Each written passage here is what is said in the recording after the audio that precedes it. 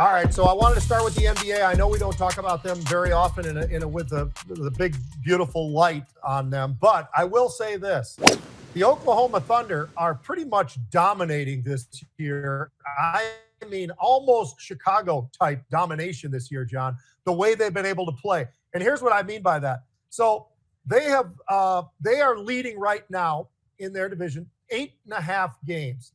They have a 25-3 home record right now. That's not so bad. I mean, let's just think about this. In this era that we've got now where people are sitting out and all the rest of this stuff, you've got that kid, Shai Alexander. He is leading the NBA in what he's doing with points. 32.6 points a game, John. Then you've got Chet Holmgren, local kid. I played basketball with his dad back in high school, and this kid went from St. Paul. He went all the way out there to Gonzaga. He gets drafted down there by Oklahoma. He loves it. He's got 8 rebounds. He's got 15 points a game. I mean, he's just very consistent. He's skinny, I know that, but the guy is an unbelievable power forward who can dribble the ball and shoot threes as good as almost anybody. They got a great center down there as well, John, who's rebounding like an absolute freak show, Hartenstein. But the important part about what they're doing is they're not turning over the ball. As a matter of fact, they're number 1 in the league in not turning the ball over. They're also number 1 in the league in forced turnovers. So when you've got that kind of a thing going, you're winning on both ends. And this group is really outplaying everybody else. Cleveland's having a great year. We should mention that as well. Great year. But I'll tell you what, right now, the Oklahoma Thunder are absolutely dominating everything. And it should be, they're one of those names where I think they're worth watching for anybody, even if you're not an NBA fan.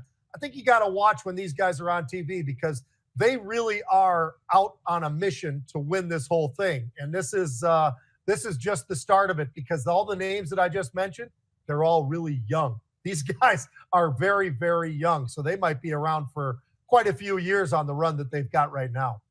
Yeah. OKC, Pete, I remember last year they basically made a 25-year commitment to staying there. Yep. In Oklahoma City. And the fans love them.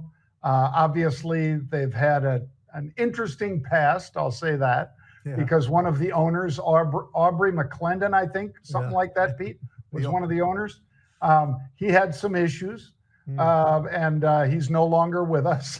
But the team is still flourishing, and he loved that team almost as much as he loved oil and gas, Pete. Mm-hmm. But I will say that they are an exciting team. It's kind of like your Timberwolves. A lot of people don't pay attention to the Timberwolves, to OKC, and they didn't pay attention to the Bucks until that big Greek kid, Giannis, all of a sudden made them pay attention.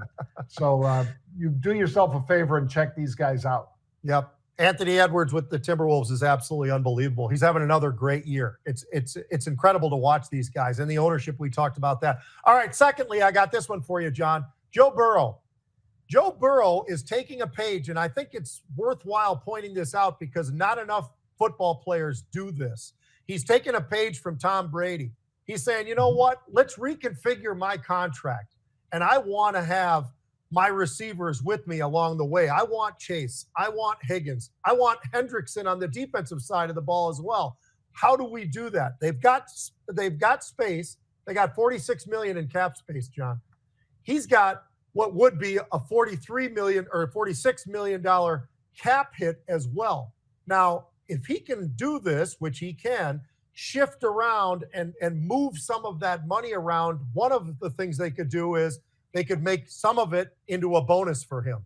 That's going to change things a little bit. They can also push it further back because when Burrow signed this, it was a 5-year, $275 million contract. You can push that out. And when you get to that level, then you can pull it back again and then take it again, just like you did this go around as a signing bonus. If he wants to do all of that, it's a little complicated, but Tom Brady did it.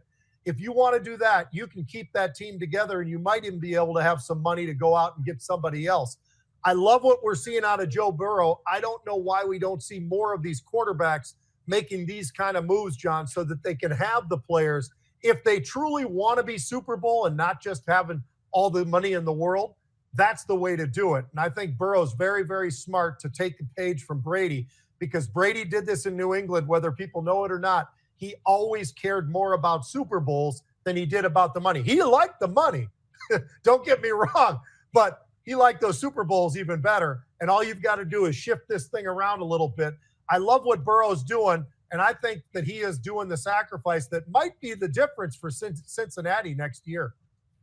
Well, and you and I touched on it, I think, Monday, Pete, when Jalen Hurts was saying that he said, money's great, championships are better. Yep. Yeah. And, you know, once you get to those guys' level, and they're all making a fortune, let's be serious. And I know all of you know that any of these superstars, Joe Burrow, Jalen Hurts, they're all making a fortune. But to be willing to cut back or take less, I mean, Michael Jordan, Pete, in 1995 or 1996 was making $3 million. Could have been paid a lot more. Yeah. Was paid. And to give you an example of what happened next, his next contract, Pete, 96, 97, and 97, 98, he made 30 and 33 million. So do you think something really happened that dramatically, or was Michael willing to play for less? Probably not all that happy about it. There was a salary cap issue too, I understand. But he wanted to win, and he wanted another three-peat. They won 3, and he wanted to do it again. Yeah. And he got to do it, Pete. Mm-hmm. Yeah, it's amazing. If you really want to show everybody that you want to be a winner over the dollars are there, John. I mean, let's be honest. The difference between making $55 million in a year and $35 million in a year, I know it's $20 million, but $35 million, that's a pretty nice chunk. So I think that if you show that these guys and you show the fans who you really are, why do you think Tom Brady is so loved by New England and then Tampa after that? But he's loved because he was willing to do stuff like that and take some of those cuts, and he's going to get the money somewhere else anyway. All of these guys are commercials and, you know, deals, sponsorships, you name it, whatever it might be. But they really have to show their true colors. And I think that that's what I'm so impressed with Burrow right now, is he's showing the true colors. He wants a Super Bowl. He hasn't gotten it yet. He wants to win a Super Bowl. Yep. Well, Pete, they put the right team around that guy. You and I both said he is one of the premier quarterbacks in the league. Yep. And you give him, you know, with Higgins and these other guys around him rather than losing them, I think he is in a position to do that. But they got to have a defense, and they've not had a defense for years. Yeah.